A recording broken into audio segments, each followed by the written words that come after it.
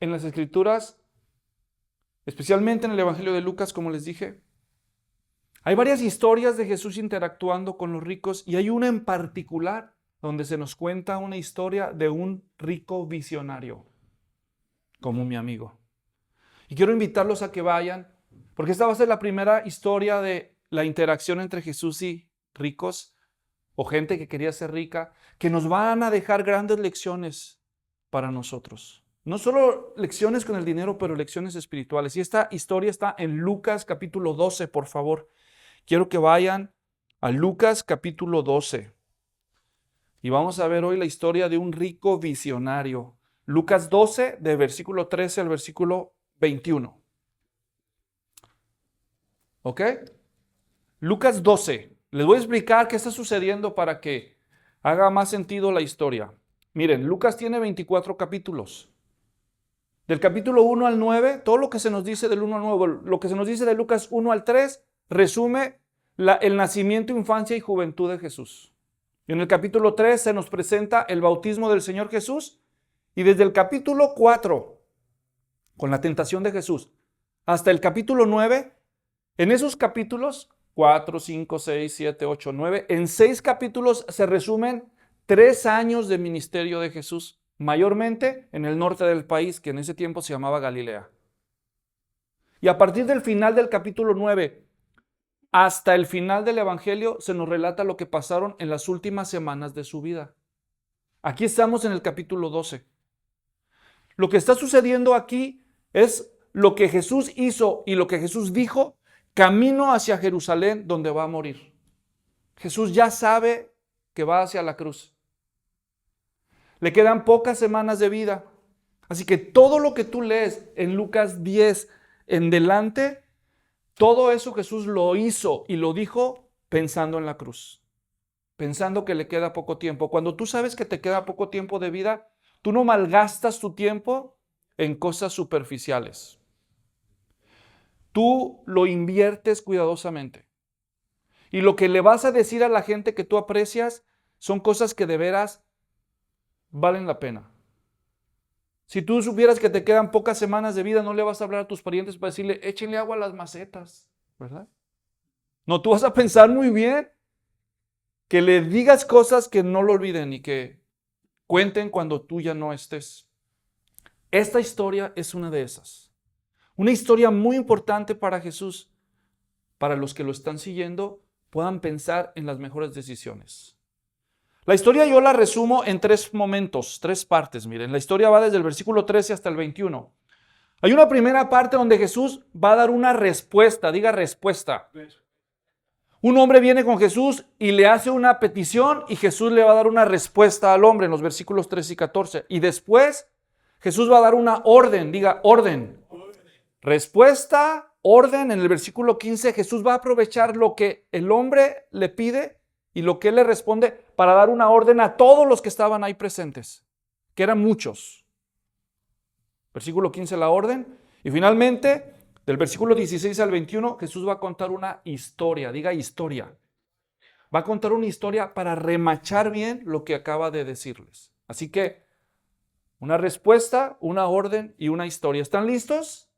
Vamos pues al relato que está. Vamos a comenzar descubriendo la respuesta que Jesús le da a un hombre en los versículos 13 y 14. Imagínense cómo empieza aquí el relato. Dice, uno de la multitud.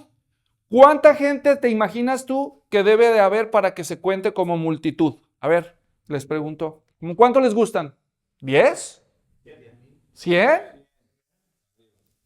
O sea que era mucha flota, decimos allá, ¿no? O mucha gente. Una multitud, o sea, no los puedes contar. Y además Jesús está en movimiento. ¿Entienden? Jesús está en movimiento y la gente lo está siguiendo. Y dice ahí que una multitud, uno de la multitud le dijo, o sea que ya me imagino Jesús caminando, como cuando vas haciendo una marcha y mucha gente te va siguiendo, ¿no? Y de pronto por ahí se oye en medio de la gente, ¡hey! Y le dice, maestro, y miren lo que le pide el hombre. Maestro, dile a mi hermano que divida la herencia conmigo. Fíjense eso que le dice. Maestro, dile a mi hermano que parta la herencia conmigo. Número 1, ¿se nos dice el nombre de la persona? No, porque hay mucha gente ahí, se oye solo una voz por ahí, ¿entienden? Tal vez, maestro, hey. No se nos dice quién era, pero con lo que el hombre dice, se nos enseñan varias cosas. Tenía varios hermanos, y lo más seguro es que su padre ha muerto. ¿Entienden, verdad? Su padre ha muerto, dejó una herencia, y según él, no se repartió bien la herencia. ¿Sí o no? ¿Verdad? Dile a mi hermano que parta la herencia conmigo, que divida la herencia conmigo. Probablemente Jesús ni siquiera pudo identificar quién fue el que preguntó. Porque salió el grito así, ¿no? No sabemos nada mucho del hombre más que la petición que pide. No se nos dice si era cierto lo que él pide, si era cierto que su hermano hizo aquello o no. Pero él habla como si lo fuera. Él habla inconforme por lo que acaba de pasar. Él habla inconforme con su hermano y le pide a Jesús que le ayude. De hecho, legalmente hablando, él tenía derecho a parte de la herencia. En los tiempos aquellos así funcionaba. Cuando moría un hombre y tenía varios hijos, la herencia se tenía que dividir entre el número de los hijos más uno.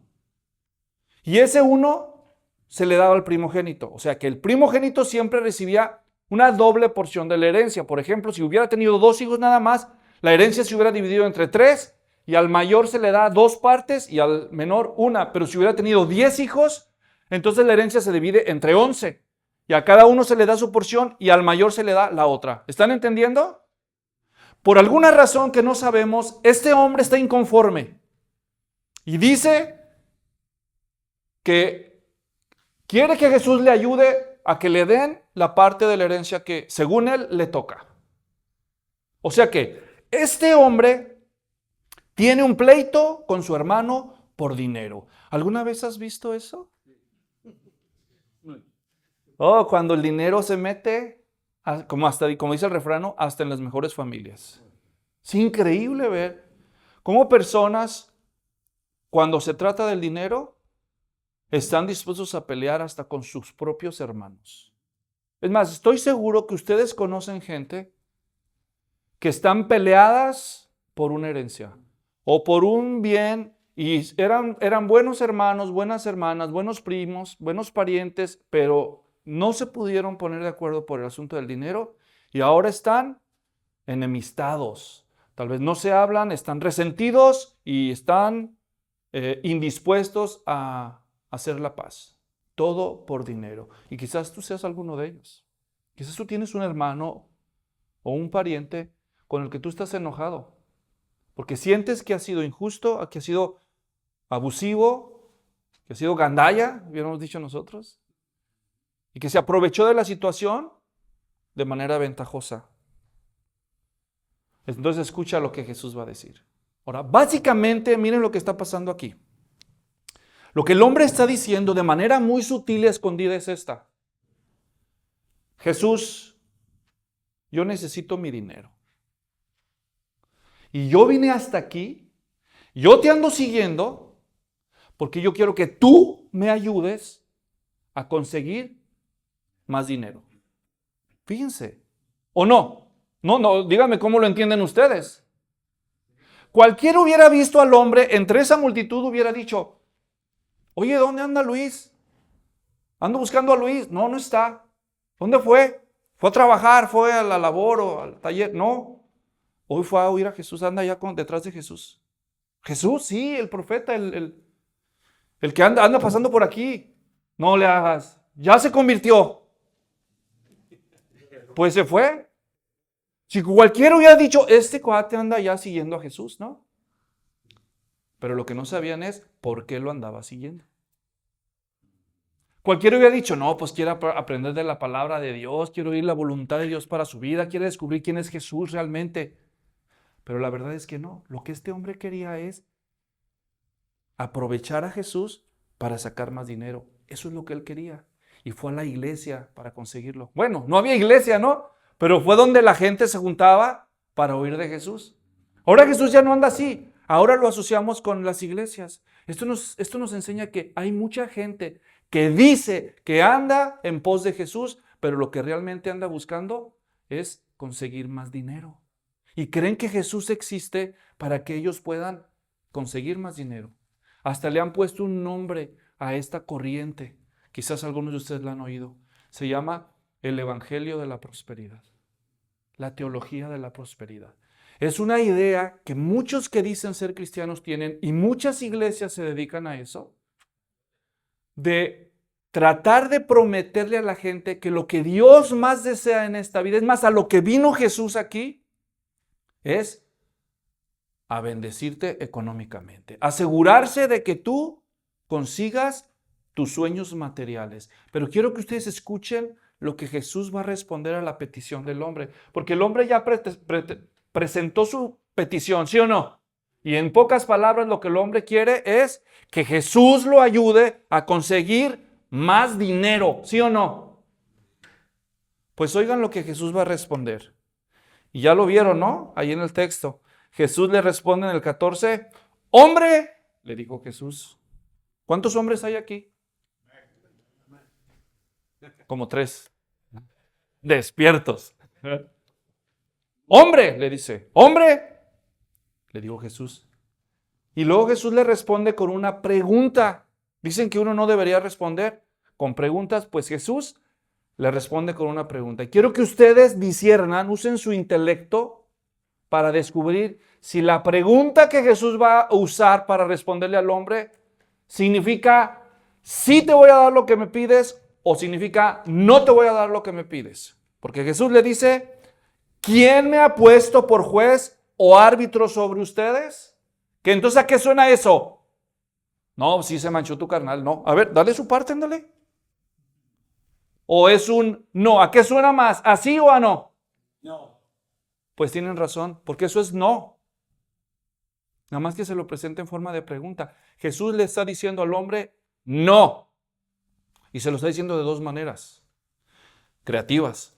Primero, en forma de pregunta, porque le va a servir a Jesús de puente para decirles una gran lección a todos los que están ahí, no solamente al hombre, a través de una pregunta. Y la forma número 2 en que Jesús le está diciendo no es quedándose calladito, sin decirle nada al hermano, que muy probablemente estaba allí. Porque no hubiera hecho sentido que le hubiera dicho el hombre, maestro, dile a mi hermano que parte la herencia, si el hermano no hubiera estado ahí, ¿verdad? Así que lo más seguro es que su hermano andaba ahí también.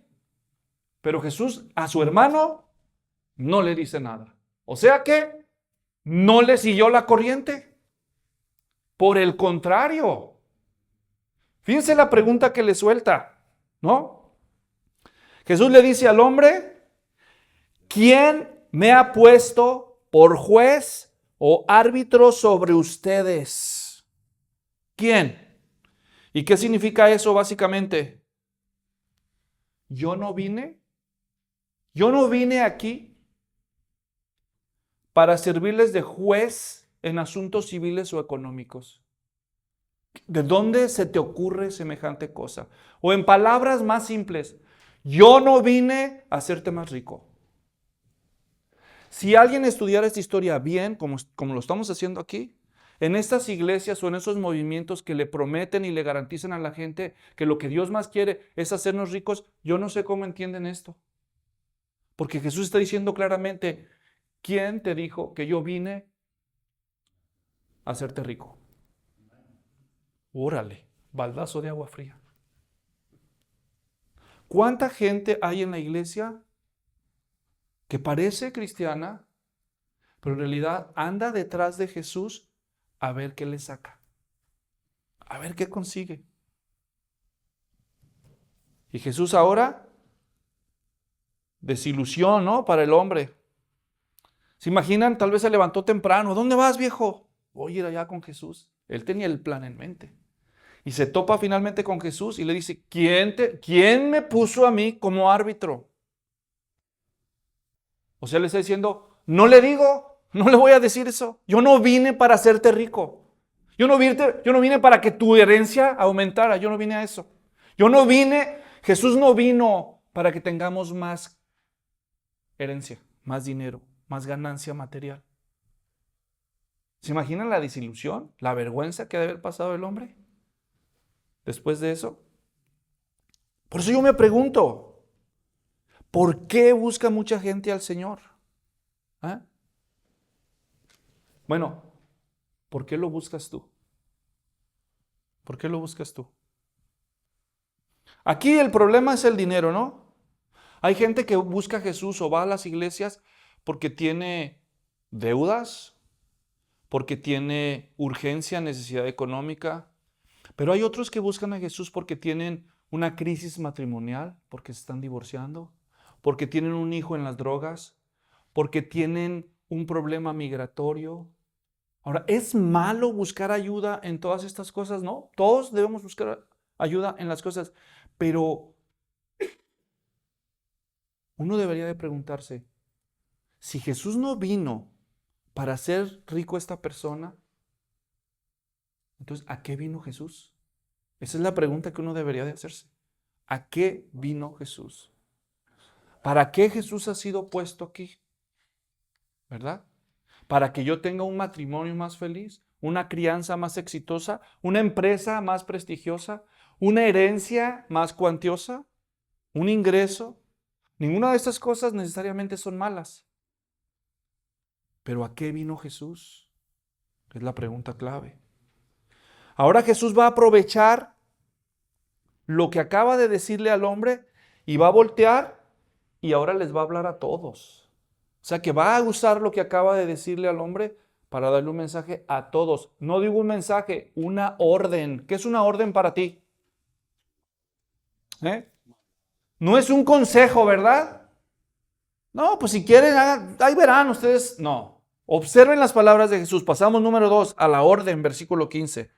También les dijo, ahora les dijo, ¿a quién? ¿A quién le dijo? A todos. ¿Cuántos eran? Una multitud. A todos, también a ustedes y a mí.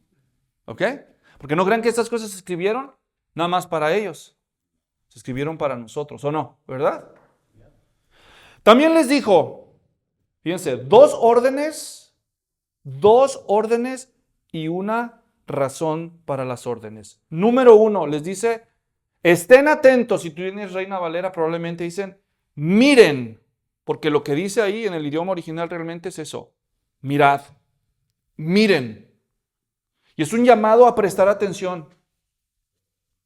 Eso es la forma que él y que todavía nosotros a veces usamos para advertirle a alguien con el que estamos hablando que lo que estoy a punto de decir es más importante que todo lo demás. Todo lo que estoy diciendo es importante, pero lo que te voy a decir ahorita, aguas. Es como tú dices, ok, mira. Cuando tú dices eso, es como decirle un jalón de greñas ahí, ¿verdad? Mira. Número 1, presten atención. Segunda orden. Yo estoy leyendo la Nueva Biblia de las Américas, dice, cuídense. El texto original literalmente dice, guárdense. Creo que Reina Valera. ¿Qué Biblia usan ustedes aquí, Andy? Guardaos, ¿verdad? Guárdense. Cuídense, dicen otras. Y aquí la idea es de manténganse alejados. Aguas. Como cuando salió la pandemia. ¿Se acuerdan los primeros 2-3 meses cuando salió eso de la pandemia? No, hombre, hasta queríamos quemar la ropa cuando salíamos a la calle. Ahí quítate en la calle, ahí. Hay que lavarla y echarle cloro y todo. Cuando empezó la pandemia, una familia de nuestra iglesia se enfermó temprano. Ya ven que todo paró en marzo. Ellos en enero fueron a un crucero a las Bahamas y cuando regresaron en febrero ya venían malos. Antes de que todo el hecatombe, ellos ya venían malos de eso. Y se pusieron grave. Uno de ellos, ella se puso grave. Él no tenía nada y las hijas más o menos. Y luego se supo, fueron los primeritos que nosotros conocimos que les dio el COVID. Como al mes y medio, ella salió del hospital al fin de cuentas, la libraron. Y como al mes y medio de que todo estaba en curso, ya saben cómo estaba eso de locura, ¿verdad? No se sabe que esto es el fin del mundo y todo eso que la gente pensaba. Me llama un día ella Me dice, pastor, andamos aquí cerca de su casa. Gracias. Queremos pasar a saludarlo. Me dice. Y yo ahí dije, Señor, esa es mi prueba pastoral. ¿Qué voy a hacer? Y me acordé del pasaje que está en el Evangelio de Juan que dice, el buen pastor su vida da por las ovejas. Dije, no me pidas eso, por favor. Dije, estos hermanos, ni los parientes se querían arrimar en ese tiempo a los enfermos. Ustedes saben, ¿no? ¿Se acuerdan? Al principio así, cuando todo eso. Porque eso era casi la ruleta rusa, ¿no? A uno no les hace nada y a otro los va a matar. ¿Y quién sigue? ¿Verdad? Y me dice, queremos pasar a saludarlo. Y dije, bueno, Señor, estos hermanos seguramente han sido rechazados todo el mes que ha pasado y ahora esta es mi prueba. Soy tal vez el último recurso. Y por fe le dije, vénganse. Ahorita llegamos, estamos ahí cerquita. Amén. Y fui a la sala, ahí estaba mi esposa, se me que estabas tú, hijo, no me acuerdo. Era Noelia y José. Y les dije, ¿saben qué? Me acaban de hablar. Me dijeron que andan cerca y que quieren venir. Y yo les dije que sí. Así que en su derecho están, si quieren ustedes, pero yo no los puedo rechazar. Y ellos dijeron, pues que sea lo que tenga que ser. Y llegaron. Y llegaron. Y fíjense cómo Dios prueba, hermanos. Porque llegaron, tenemos yarda enfrente de la casa, llegaron a la banqueta y me llamaron por teléfono y me dijeron, aquí estamos ya afuera, pastor, pero no queremos entrar. Y ya yo salí así como si nada, no, ¿cómo que se van a quedar allá? No pasen. No. Ahí tenemos una banquita afuera del porche, así afuera. No. Aquí nomás de lejitos. Bueno, y nos quedamos. Y ya se bajó él con un sobre. Ella se quedó en el carro, bajó la ventana y desde la ventana nos hablaba. Decía, yo ya estoy bien, pero no queremos poner en riesgo a nadie. Pero ¿desde cuándo queríamos venir para darles esto? Y él se acerca a media yarda y me da un sobre. Me dice, así, para no arriesgar, pastor. Sin cubrebocas ni nada. Ni ellos ni nosotros. Yo dije, ellos han sido rechazados suficiente y Dios me hizo el pastor de ellos y esa es la hora en que yo tengo que mostrarles que Cristo debe superar nuestros temores.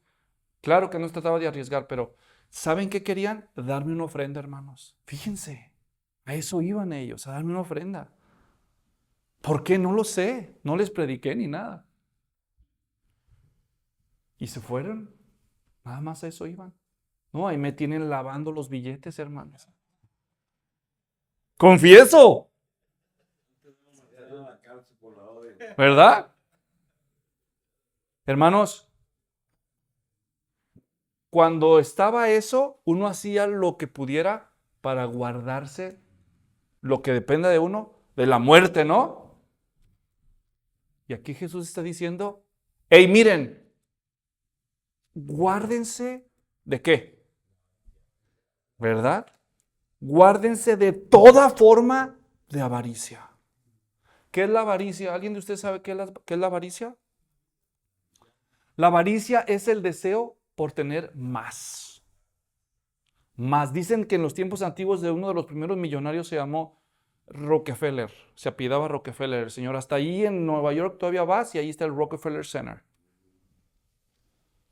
Multimillonario, el hombre más rico del mundo en su tiempo. Dicen que un día llegó un reportero y le dijo, señor Rockefeller, usted que lo ha logrado todo en este mundo, ¿qué le falta para ser feliz? ¿Se siente un hombre feliz? Y él dijo, no, me falta una sola cosa. ¿Qué? $1, dijo. ¿$1 es todo lo que falta? Sí. Y entonces el reportero sacó su billetera, sacó el dólar y se lo dio. Ahí está, ya, resuelto. ¿Ahora es un hombre feliz? No. ¿Cómo de que no? ¿Ahora qué le falta? Otro dólar, dijo. Eso es la avaricia. Nunca te llenas. Siempre quieres más y más y más y más. De hecho, la palabra avaricia en griego así se dice, pleonexia, y viene de dos conceptos, de ejo, que es tener, y pleon significa más, y es el deseo insaciable por tener más. Y Jesús dice, Hey, miren, escúchenme. Cuídense de la avaricia. ¿Por qué? Ahora va a decir Jesús la razón de esta orden. Porque aun cuando alguien tenga abundancia, su vida no consiste en sus bienes. Según Jesús, la vida no consiste en los bienes que poseemos. ¿Escucharon lo que dijo? Entonces una pregunta debería brincar en nuestra mente.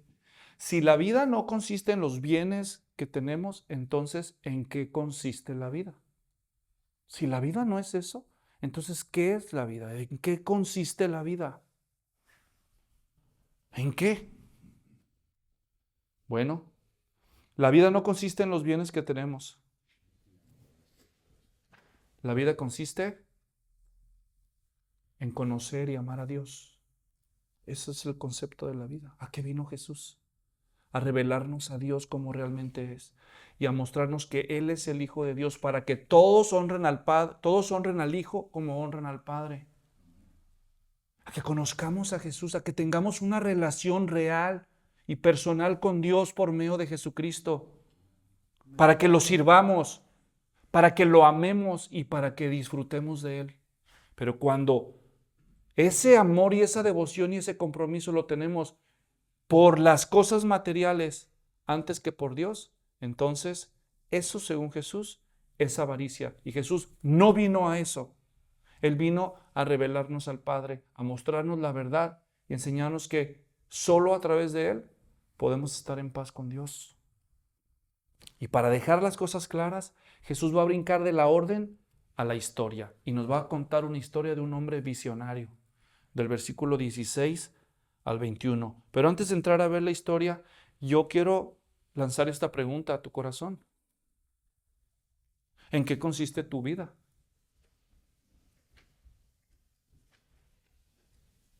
Lo que tú puedas decirme a mí, que yo no te conozco, o a otros, no tiene tanta importancia, sino como lo que es. La manera en que tú vives y tomas decisiones es lo que demuestra qué es lo que te mueve a ti, qué es tu motor. Si Jesús estuviera aquí y hiciera un examen de tu vida, se sabría si tú vives para los bienes de esta vida o si tú vives para Dios. Todos tenemos que trabajar todavía, todos tenemos que mantener a la familia. Pero Jesús sabe cómo estamos nosotros con relación a nuestro apego por las cosas materiales. Una mujer por ahí que dijo que quería hacer carro. Yo, ¿cómo? Sí, yo quisiera hacer carro, dijo. ¿Cómo que quisiera hacer carro? Sí. Es que mira, cuando mi marido llega derechito al carro, los rines cromados, a pulirlo, que nadie se lo raye, no se le arrimen al carro, quítate del carro. Yo quisiera hacer carro para que me diera unas sobaditas de vez en cuando. Eso es lo que realmente más le preocupa, su carro. Si tú le preguntas a los hombres, ¿qué es lo más importante de la vida? Todos dicen lo mismo. No, el dinero no es lo más importante, es la familia. Son los hijos, todos decimos eso. Pero por la manera en que nosotros hablamos y nos comportamos se sabe eso. Y aquí tenemos un hombre que va a la iglesia, bueno, que va a las reuniones de Jesús y todo el mundo piensa que es cristiano porque anda detrás de Jesús, anda caminando detrás de Jesús. Pero en realidad en su corazón lo que él quiere que es que le dé más dinero. Por eso va a las reuniones. Para que Dios lo prospere, para que Dios lo bendiga. De perdiz para que no lo maldiga. Ahora vamos a ver la historia de Jesús. Miren la historia de un hombre visionario. Porque es bueno ser visionario. A veces. Observemos la historia, miren. Es como una parábola. Versículo 16. En la parábola se trata de un hombre rico. Miren cómo empieza, versículo 16. También le refirió una parábola diciendo: la heredad de un hombre rico había producido mucho. Y nada más con esa frase, wow, se nos dicen muchas cosas. La palabra heredad significa una propiedad grande y extensa. Se refiere no solo a una casa, sino se refiere a una casa como tipo rancho con terreno de cultivo. Eso era de lo que se está hablando. Una heredad es como una hacienda, diríamos en otro lado. ¿Verdad? Entonces, este hombre no solamente era dueño de un gran de una gran porción de terreno, sino que además era muy trabajador, ¿sí o no? ¿De dónde dice? A ver, que era muy trabajador. A ver. No dice, pero sí dice. ¿De dónde dice? Bueno, ahí dice que había producido mucho. ¿Sabes que la única forma de hacer producir la tierra es con trabajo duro? ¿Cuántos de ustedes alguna vez trabajaron en la labor del campo, como campesinos? Si hay un trabajo matado, aunque no lo crean, yo también le hice. A la milpa, al frijol, a la papa, al chile, ahí en Aguascalientes. Te tienes que levantar antes que sale el sol y a la talacha, órale. Cuando no se trata de quebrar la tierra, se trata de sembrarla, se trata de deshiervar, de abonar, y depende de lo que siembres, son otras cosas, ¿no? Si es la milpa, pues andar ahí. Depende de la zona del país también donde esté, si está seco, pues hay que regar, hay que canalizar todos los surcos, todo eso, y luego cuando viene la cosecha y... No, ¿para qué les cuento? Ya me dolieron las manos nomás de acordarme. La rabadilla. Para que una tierra produzca mucho, tuvo que haber mucho trabajo, ¿o no? Y también mucha inteligencia. Porque eso es mucho. Y entre más terreno hay, más complicado. Y este hombre fue capaz, por su trabajo y por su disciplina, hacer que su herencia produjera mucho. Claro, sin la bendición de Dios no se puede. Porque hay muchísimos factores que un campesino no puede controlar.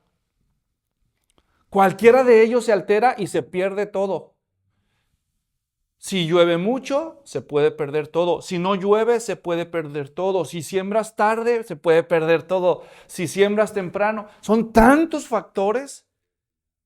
Si hay un trabajo donde se tiene que manifestar la providencia de Dios a favor de una persona, es en el trabajo del campo. Y aquí vemos un hombre trabajador y tuvo éxito financiero, porque para los campesinos, si hay algo que los puede prosperar es la buena cosecha, ¿o no? ¿Verdad? Muy bien. Entonces dice el versículo 17, él pensaba, entonces imagínense el escenario, acaba de hacer la cosecha, una elotiza o los frijoles o lo que quieran, y ahí está el cuate y dice que él pensaba. ¿Dónde suceden los pensamientos? ¿Adentro o afuera? De hecho, la palabra pensar que se usa aquí es discutir. Dialogisomai. Discutir en la mente. Él era como de esos que se paran en el espejo y le dicen, ¿qué pasó, cachetón? No, estás pesado. ¿Te rayaste con esto? No, pero ¿qué vas a hacer, campeón?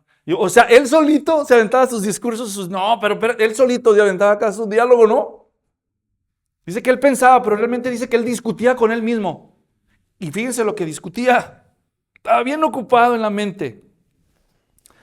Dice, él pensaba dentro de sí diciendo, ahí dice qué haré en futuro, pero el verbo original está en presente. ¿Qué hago? ¿Qué hago? ¿Qué hago, campeón? ¿Qué hago? ¿Qué va a hacer? Y él estaba ahí discutiendo, ¿no? Porque no tengo dónde guardar mis frutos. Me ha crecido tanto el negocio que ya no me da, tengo que hacer algo. ¿Qué voy a hacer? ¿Qué voy a hacer?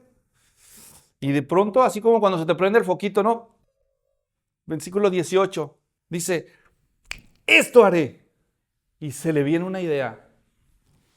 Eso es lo que llamamos un hombre visionario. Se le viene una idea. Así es como funciona.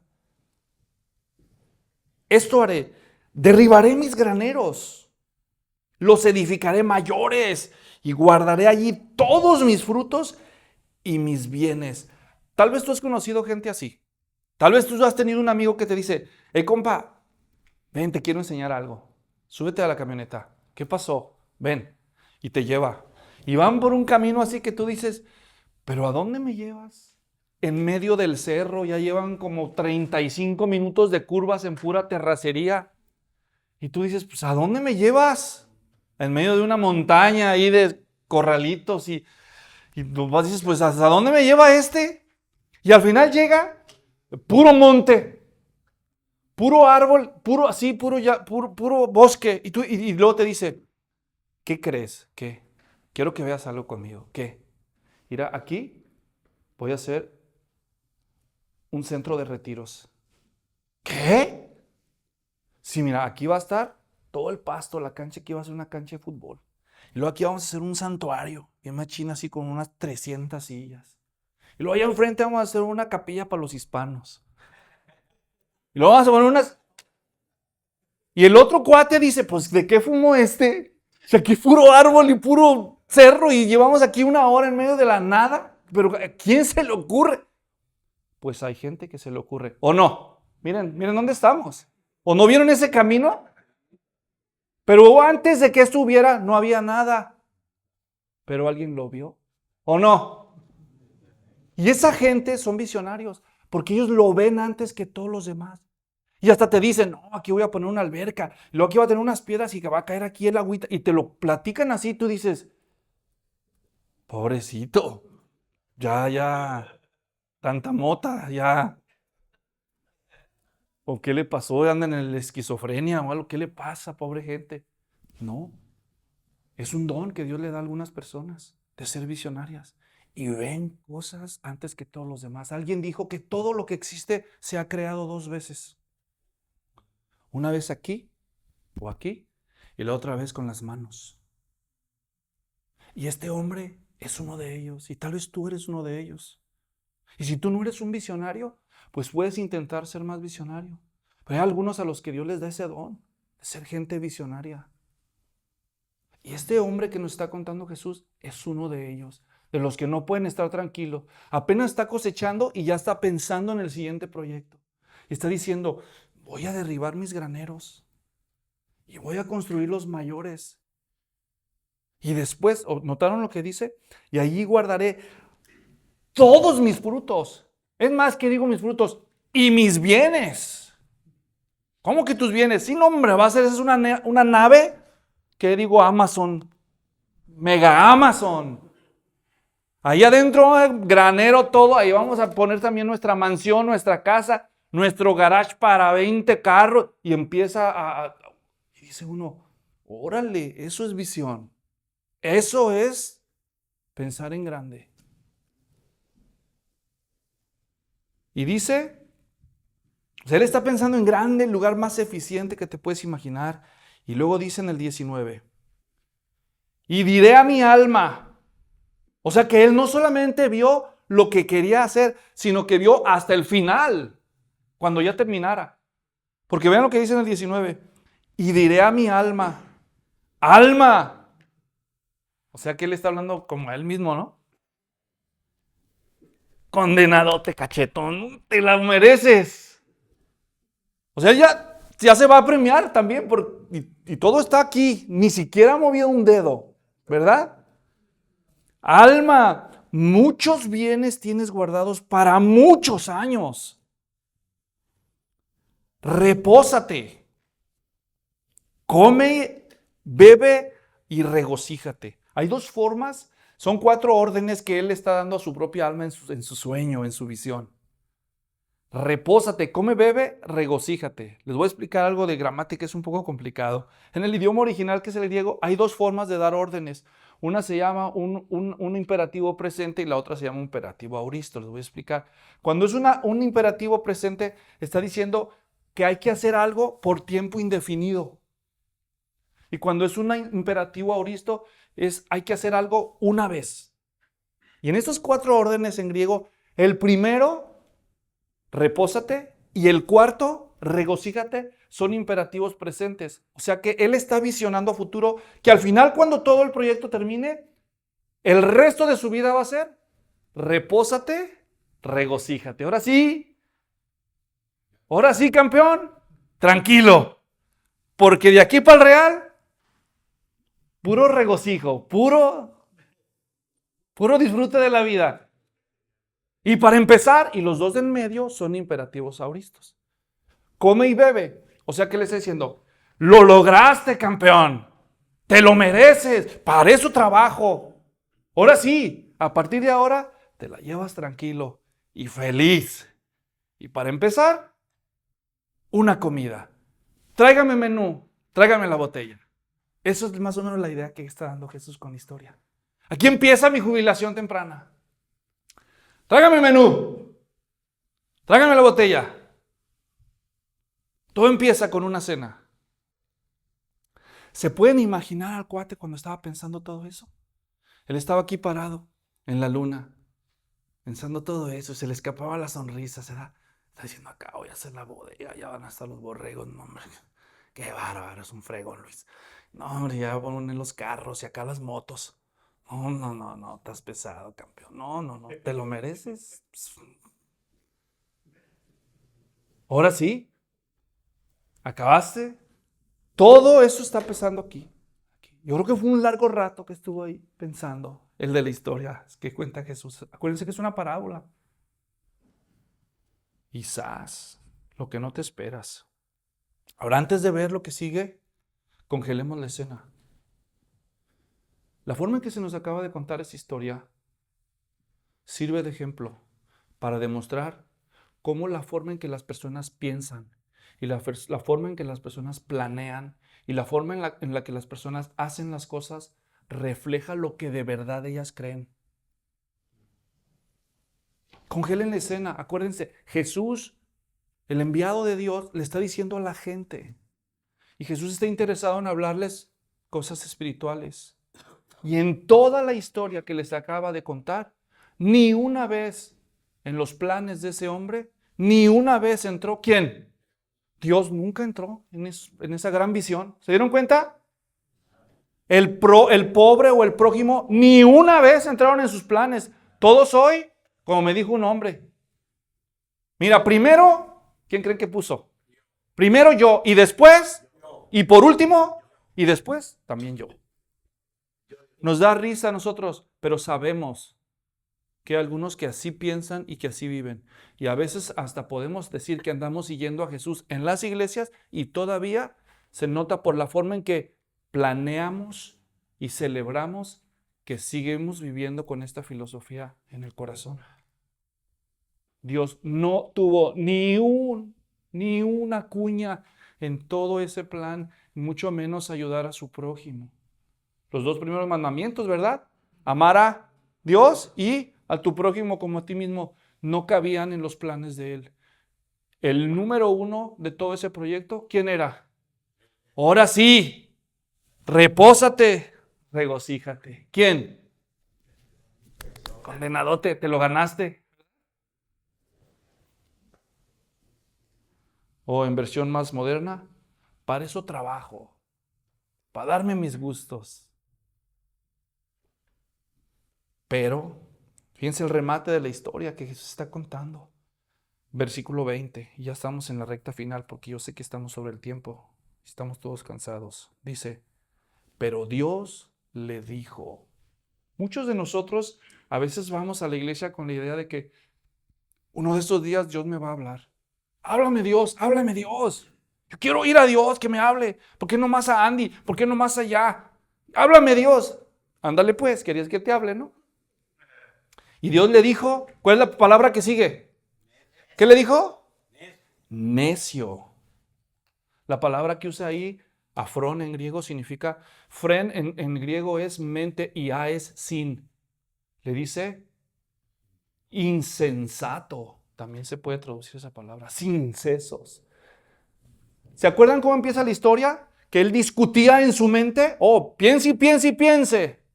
Y Dios le dice, pues reprobaste, no pensaste como deberías, no pensaste en lo más importante.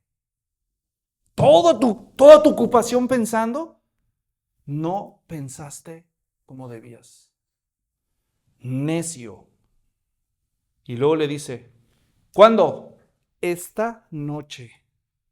O sea que esa misma noche vienen a pedirte tu alma. ¿No le hablabas tú al alma? ¿Se acuerdan? Alma mía. ¿Se acuerdan? Él dice, alma, muchos bienes tienes y ahora le dan la mala noticia, baldazo de agua fría. Ni siquiera el alma es tuya. La devuelves. Eso es lo que le está diciendo. La devuelves. Hay un pasaje del Antiguo Testamento donde dice el Señor, todas las almas son mías. Así que devuelves el alma. Se te acabó tu cartucho. Pero, todo fueron castillos en el aire, hermanos. Nunca se construyó nada de eso. Todo fueron sueños. y le dicen, se te acabó tu chance. Ni siquiera necesito que vivas, porque yo ya sé lo que va a pasar con tu vida. Eres un necio. Por lo tanto, devuelves el alma. Se te acabó esta noche y lo que has provisto, ¿de quién será? En pocas palabras, tu vida ha sido un desperdicio. Ni siquiera disfrutaste de la cosecha. Se acabó para ti. Esto seguramente, el hombre que le hizo la pregunta a Jesús al principio de la historia, ¿se acuerdan? ¿Qué le pidió a Jesús? ¿Se acuerdan qué pidió? Dile a mi hermano que parta la herencia. Yo creo que cuando él oye esta historia, se le debe haber hecho helada la sangre, le debe haber dado un escalofrío, porque casi trae dedicatoria esta historia, ¿verdad? Necio, pero es para todos nosotros. ¿Cuáles son las lecciones? Pues al final Jesús ¿cómo remata? Dice, así es el que hace para sí tesoro y no es rico para con Dios. Versículo 21. Para que no queden dudas, así como este de la historia es un necio, porque cualquiera hubiera oído la historia o hubiera dicho un testimonio de éxito, ¿no? Póngalo en el canal de YouTube de Historias de Éxito. El hombre de la cosecha, el campesino que hizo caer el sueño tipo Amazon. Pues no hubo historia de éxito para Dios. A nosotros nos impresionaría, a Dios no. Así es el que hace para sí tesoro y no es rico para con Dios. Entonces hay dos formas de hacer tesoros. Para uno mismo, para con Dios. No me contestes, pero igual te pregunto. ¿Qué estás haciendo tú para ser rico para con Dios? Si tú no estás haciendo algo para ser rico para con Dios, ¿cómo crees que te llama Dios? Oh, ya empezamos a ofender, Luis. No lo dije yo, lo dice Jesús. Para todos los que no estamos intentando ser ricos para con Dios, ¿saben cómo nos llama Jesús? ¿Saben cómo nos va a llamar Jesús el día del juicio? ¿Cómo? Ayúdenme. Gracias. Es fácil decirlo, va a ser muy difícil escucharlo. ¿Se imaginan que alguno de nosotros nos va a decir eso, Jesús? No, es que yo era bien trabajador, yo me levantaba bien temprano, todo lo hice por mi familia. Decir, ¿por tu familia? Prende la película. A ver, Gabriel, préndele al DVD. Vamos a enseñarle lo que pensaba este.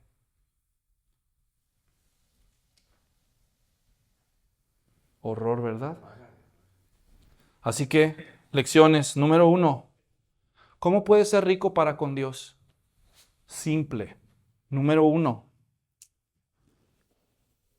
Pon como una prioridad en tu vida cultivar tu relación personal con Dios.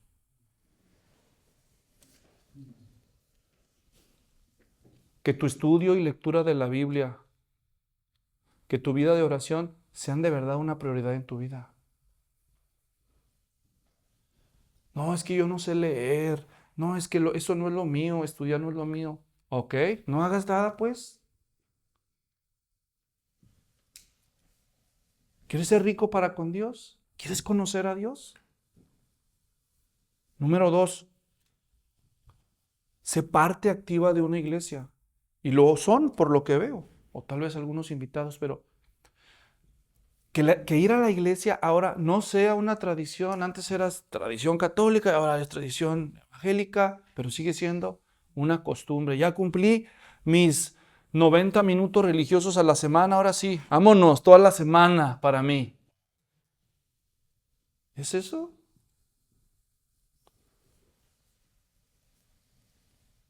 Yo les voy a decir lo que yo hago. Yo sé que hay controversias ahí en las redes sociales y eso. Yo doy el diezmo de todo lo que recibo, cuando menos a la causa del Señor. Ese es mi antídoto esencial contra el materialismo que siempre está tratando de escalar en mi vida. Para empezar, yo doy la 10ª parte de todo lo que recibo a la causa de Cristo. Y después, cada vez que puedo, con lo que yo tenga, ya sean bienes materiales o tiempo, yo trato de invertirlos en la causa de Dios, en la causa de Cristo. Yo quiero ser rico para con Dios. No, pero es que yo conocí a uno. Yo estoy aquí confrontado ante la palabra de Dios. Yo voy a elegir qué voy a hacer. Voy a intentar servir a Dios con los talentos que me dé. Tal vez Dios te dio el talento de ser un hombre visionario. Pues sácale jugo. Pero incluye en tu visión a Dios. Incluye al Señor, incluye... Pero tal vez tú no eres visionario. Dios te ha dado otros dones. Pues ponlos al servicio de Dios. Inviértelo. Que tu talento produzca 2, 5, 10 veces más en lugar de enterrarlo. Usa tu talento para Dios. Nuestro mejor negocio es invertir el tiempo y el dinero en los negocios de Dios.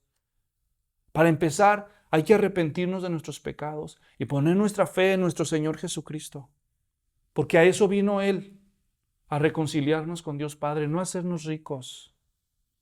A lo mejor a ti te trajo a la iglesia problemas matrimoniales. Viniste a la iglesia tratando de que Dios salvara tu matrimonio. Pero si tu mujer se empeña en dejarte, te va a dejar.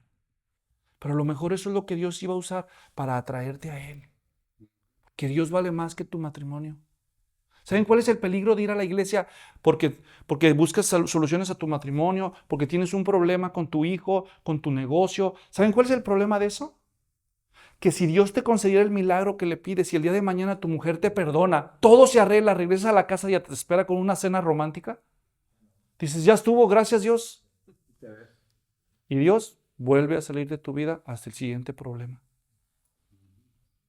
Como el de la historia del que no tuvo trabajo por tanto tiempo y al final dijo, híjole, yo creo que es porque me alejé del Señor y ya no voy a la iglesia.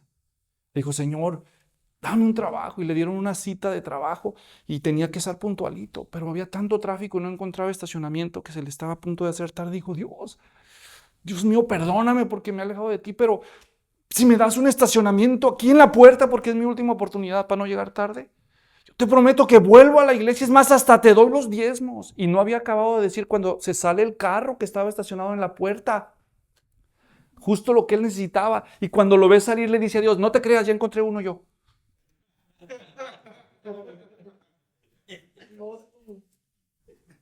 Eso es lo que puede pasar.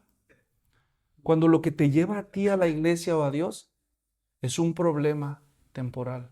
Si Dios te lo soluciona, ya no lo necesitas. ¿Por qué sigues a Jesús? ¿Por lo que le puedes sacar?